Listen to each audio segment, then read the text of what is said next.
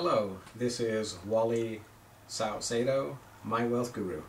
I'm the author of Abundant Life Strategies for a Healthy, Wealthy, Wise Body, Mind, Soul. It's a true wealth optimization system that enables you to gain balance in key areas of life by integrated personal financial planning, professional, and business planning. Today I want to talk about what I call 7 key strategies in an emerging planning world. These are strategies that I've identified that set one planner apart from another planner. And basically there are professionals out there, whether it's your insurance professional, your tax professional, your insurance guy, or your estate planner. Everybody nowadays is calling them a planner. And people say, oh, I have a financial planner, when really, they have an investment advisor who's making a commission on the sale of investments. And many of you out there have lost tremendous amounts of wealth by the decline of the stock market. Well, basically, I've identified 7 key areas that can help you pretty much make sure that you get the best planning available. And let me go over the first topic here. The first one is using a comprehensive financial planning approach. We know that there are key areas. There's at least a dozen different areas in your personal financial planning, such as insurance, retirement planning, investment planning, tax planning, estate planning, mortgage planning, college planning. There are various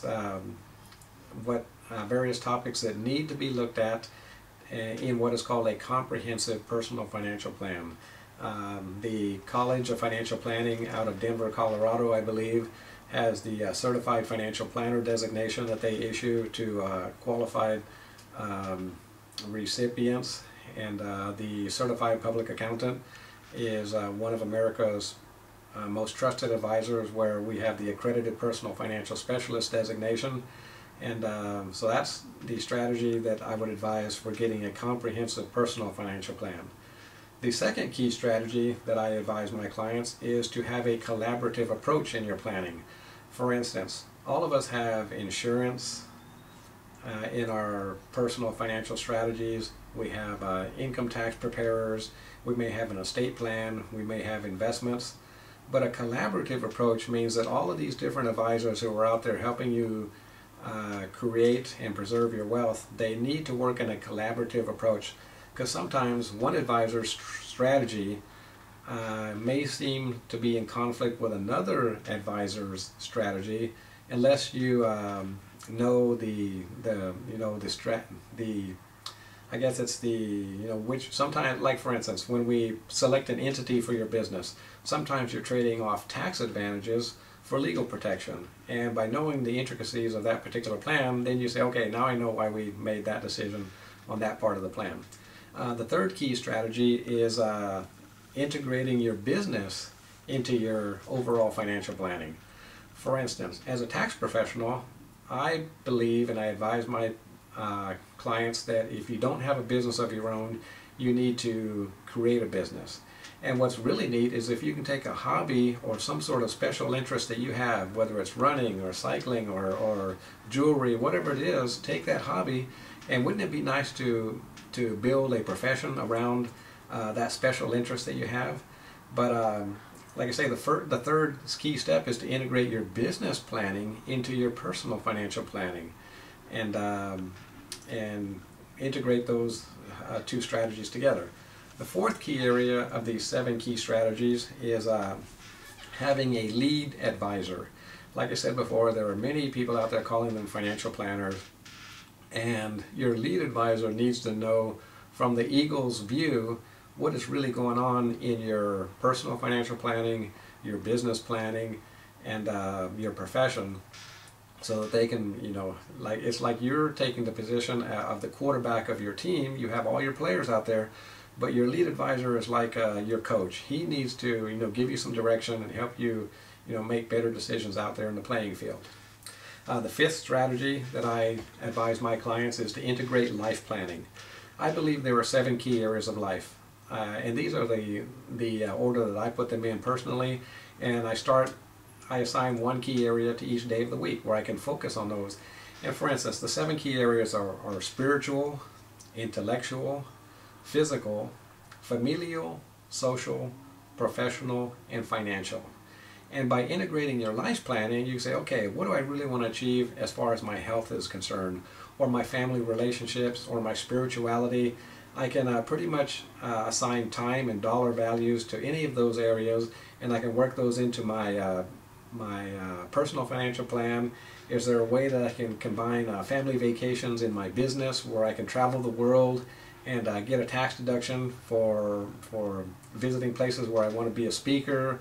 Or, you know, by integrating your life planning into your financial planning, there's ways to create a very ideal life. The sixth area that I advise people in their financial planning is having annual reviews. Oftentimes people go see an advisor and they get a plan in place, which is, like I say, it may be your insurance or your investment or your estate plan. But not only do I advise people to have an annual review, but I also advise them to have an annual review of that particular advisor. You know, what is that advisor going to do for you in the upcoming year? What has that advisor done for you in the past year? And how will that advisor really take care of you? Another key strategy is integrating some sort of accounting system.